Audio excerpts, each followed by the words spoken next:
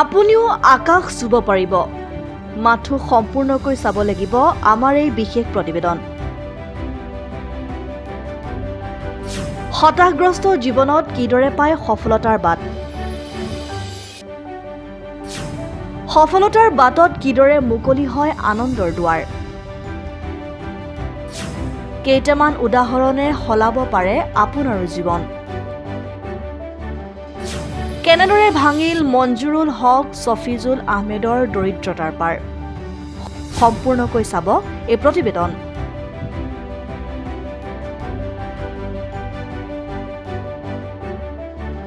যেতিয়ালৈ নিজৰ বুলিবলৈ এটা কৰ্মসংস্থাপন নাথাকে তেতিয়ালৈ জীৱনে নাপায় পূৰ্ণতা।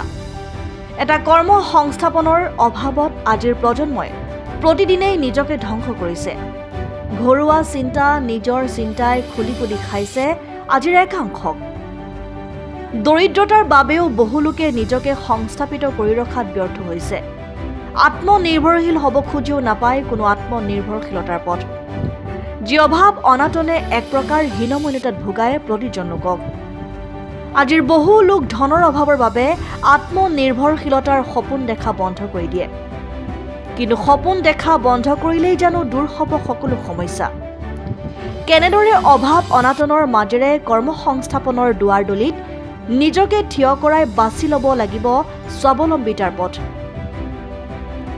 আছে এটা বিশেষ উপায়, যি উপায় অৱলম্বন কৰি আজি এটা প্ৰজন্মই আকাশ চুই চোৱাৰ সপোন দেখিছে। হয়, আমি ক'ব খুজিছো বন্ধনৰ কথা। বন্ধন বেংকে দিছে সপোন দেখাৰ সাহস। বন্ধন বেংকে দেখুৱাইছে আত্মনিৰ্ভৰশীলতাৰ পথ। বন্ধনে মূৰৰ পৰা আঁতৰাইছে চিন্তাৰ এক গধুৰ বোজা। ইতিমধ্যে ৰাজ্যৰ বিভিন্ন প্ৰান্তত বন্ধনে দেখুওৱা স্বাৱলম্বিতাৰ বহু উদাহৰণ আমি প্ৰতিবেদন আকাৰে জনাইছো। আজি দেখুৱাম দৰং জিলাৰ ডুমনি চকী অঞ্চলৰ এইসকল লোক কিদৰে হৈছে স্বাৱলম্বী। এগৰাকী মঞ্জুৰুল হক।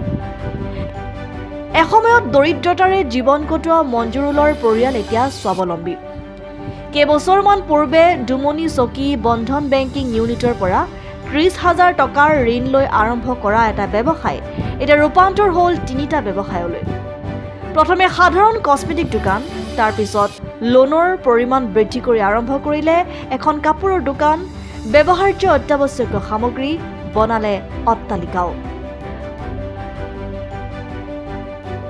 মঞ্জুৰুলৰ মুখেৰে নিজেই শুনক তেওঁৰ সফলতাৰ কাহিনী।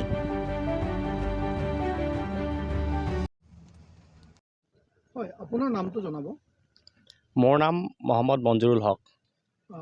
আপুনি এই ব্যৱসায়টো কেতিয়াৰ পৰা কৰি আছে? এই ব্যৱসায়টো মোৰ মোটামুটি 14-15 বছৰ হ'ল আৰম্ভণি কৰা। আপুনি যেতিয়া এই ব্যৱসায়টো আৰম্ভ কৰিছিলে তেতিয়া আপোনাৰ দোকানটো এনেকুৱা আছিলে নে ইয়াতকৈ অকণমান সৰু আছিলে? নাই, আৰম্ভণিতে এনেকুৱা নাছিল বাৰু। বহুত কম আইটেম আছিল। আইটেমটো সেনেকুৱা নাছিল, অলপমান আছিল আৰু সৰুকৈ এটা ৰুম আছিল। তেতিয়া সেনেকৈ চলাই আছিলোঁ আৰু। আপুনি যেতিয়া এই ব্যৱসায়টো আৰম্ভ কৰিছিলে তেতিয়া আপুনি কোনো বিত্তীয় প্ৰতিষ্ঠান বা বেংকৰ ফালৰ পৰা লোন লৈছিলে নেকি? মই প্ৰথমতে মোৰ নিজৰ ফালৰ পৰাই আৰম্ভণি কৰিছিলোঁ দোকানটো। তাৰপিছত প্ৰায় 3 বছৰমান পিছত মানে আমাৰ ইয়াতে বন্ধন বেংক আছে, এই বন্ধন বেংকৰ শাখাৰ লগত যোগাযোগ কৰিলোঁ। তেওঁলোকে এটা গোটত লোন দিছিল মোক। মানে পাৰ সপ্তাহত তেওঁলোক কিস্তি এটা দিব লাগে। সেই হিচাপত আমি 30,000 টকা লোন এটা লৈছিলোঁ। এই লোনটো লৈ কিছু মানে আইটেম অনা গৈছে। আজিৰ পৰা কিমান বছৰ আগত লৈছিলে? প্ৰায় 9 বছৰ 10 বছৰমান আগতে লোৱা গৈছে। তেতিয়াৰ পৰা আপুনি বন্ধন বেংকৰ লগত লোনটো কণ্টিনিউ কৰি মই আছে? তেতিয়াৰ পৰা বন্ধন বেংকৰ লগত লোনটো কণ্টিনিউ কৰি আছোঁ। মাজত তেওঁলোকে দি আছে। প্ৰথমতে মোক 30,000 দিছিল, তাৰপিছত নেক্সট ইয়েৰত মোক অকণমান বঢ়াই দিছিল, তাৰপিছত আকৌ অলপ বঢ়াই দি 80,000 কৰি দিলে। নেক্সট ইয়েৰত মোক 1.5 লাখমান কৰিলে। আকৌ এতিয়া বৰ্তমান মই মোটামুটি 3 লাখ টকাৰ লোন লৈ এতিয়া দোকান মই ধুনীয়াকৈ চলাই আছোঁ।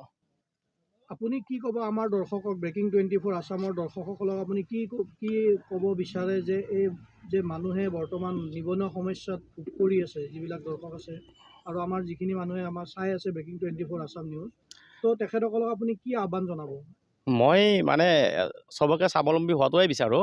তাৰ লগতে মই এনেকুৱাকৈ ক'ব বিচাৰোঁ যে বন্ধন বেংকৰ সহায়ত বহুত কিবা কিবি কৰিব পাৰে। তেওঁলোকৰ লগত যোগাযোগ কৰিলে তেওঁলোকে আৰ্থিকভাৱে সহায় কৰে, আৰ্থিকভাৱে পইচা তেওঁলোকে ঋণ হিচাপত দিব। ইয়াৰ দ্বাৰাই তেওঁ বহুত মানে ডেকা ল'ৰা যুৱক কিছু ক্ষেত্ৰত আগবাঢ়ি যাব পাৰিব। বিজনেছেই হওক অন্য যিকোনো পন্থাৰে তেওঁলোকে স্বাৱলম্বী হৈ নিজৰ ঘৰখনৰ লগতে সমাজকো আগুৱাই নিয়াত সহায় কৰিব পাৰিব। আপুনি বন্ধন বেংকৰ পৰাই লোনটো কিয় ল'লে? আন বিত্তীয় প্ৰতিষ্ঠান নাই বন্ধন বেংকৰ লোন ল'বৰ কাৰণে অতি সহজ। তেওঁলোকে কিছু ডকুমেণ্টছ বিচাৰে, সেই ডকুমেণ্টছখিনি দিয়াৰ লগে লগে এদিন বা দুদিন পিছতে তেওঁলোকে যোগাযোগ কৰি লোনটো আমাক চাই চিতি দি দিয়ে। সেইকাৰণে বন্ধন বেংকৰ লোন ল'বৰ কাৰণে সহজ আৰু দিবলৈও সহজ। মোটামুটি মাহৰ মূৰতো দিব পাৰি। এতিয়া মই মাহৰ মূৰত দি আছোঁ আৰু আগতে সপ্তাহত দিছিলোঁ। আৰু আপুনি আগলৈ আৰু বন্ধন বেংকৰ পৰা লোন উঠাবনে? মই পিছলৈ আকৌ চেষ্টা কৰিম। মানে তেওঁলোকে দিলে মই ল'ম, যদি ইয়াৰ পিছত আকৌ বঢ়াই দিয়ে তেতিয়া মই আৰু অলপ, মই এটা ঘৰ বনাই আছোঁ, মই মাৰ্কেট এটা বনাই আছোঁ।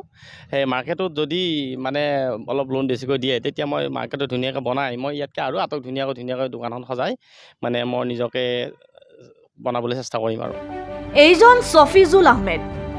এসময়ৰ দৰিদ্ৰ ছফিজুল এতিয়া লাখপতি। কেইবছৰমান পূৰ্বে বন্ধন বেংকিং ইউনিটৰ পৰা লোৱা সামান্য ঋণৰ টকাৰে আৰম্ভ কৰিছিল এখন গেলামালৰ দোকান। যিখন গেলামালৰ লাভাংশ আৰু বন্ধনৰ পৰা প্ৰতি বছৰে লোৱা ঋণেৰে গেলামালৰ ব্যৱসায় ডাঙৰ কৰিলে তেওঁ। শুনক বন্ধনৰ জৰিয়তে ছফিজুল আহমেদ কিদৰে হ'ল স্বাৱলম্বী। হয়, আপোনাৰ নামটো জনাব। মহম্মদ ছাফিজুল আহমেদ, এই ঠাইখিনিৰ নাম? ডুমনি চকী। এই ঠাইখিনিত দেখিব পাইছোঁ আপোনাৰ দোকানখন এখন চকুত লগা আটক ধুনীয়া দোকান। তো এই দোকানখন আপুনি কেতিয়াৰ পৰা চলাই আছে? এই দোকানখন 2005 পৰাই আছে, বৰ্তমান 21 বছৰ ৰানিং। আচ্ছা, 21 বছৰে আপুনি এই দোকানখন চলাই আছে? হয়। তো আপোনাৰ আৰম্ভণিতে এই দোকানখন এনেকুৱা আছিল নে ইয়াতকৈ সৰু আছিলে নে ইয়াতকৈ ডাঙৰ আছিল?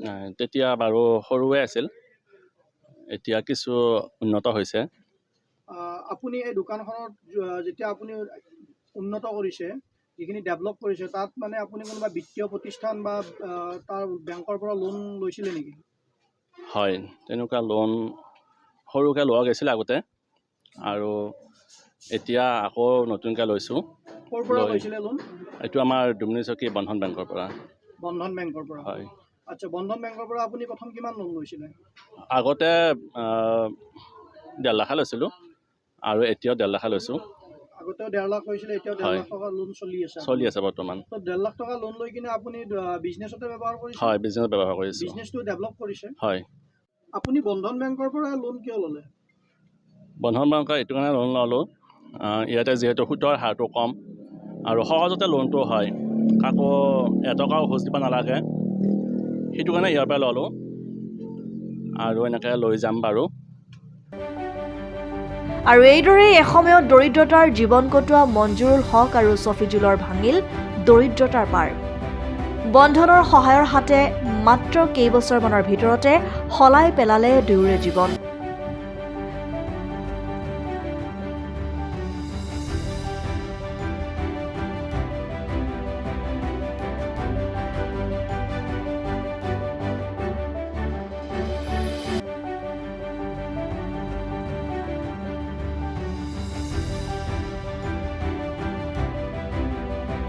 বাইহাটা চাৰিআলিৰ পৰা নয়নদীপ শৰ্মা ৰিপৰ্ট, ব্ৰেকিং 24 আছাম।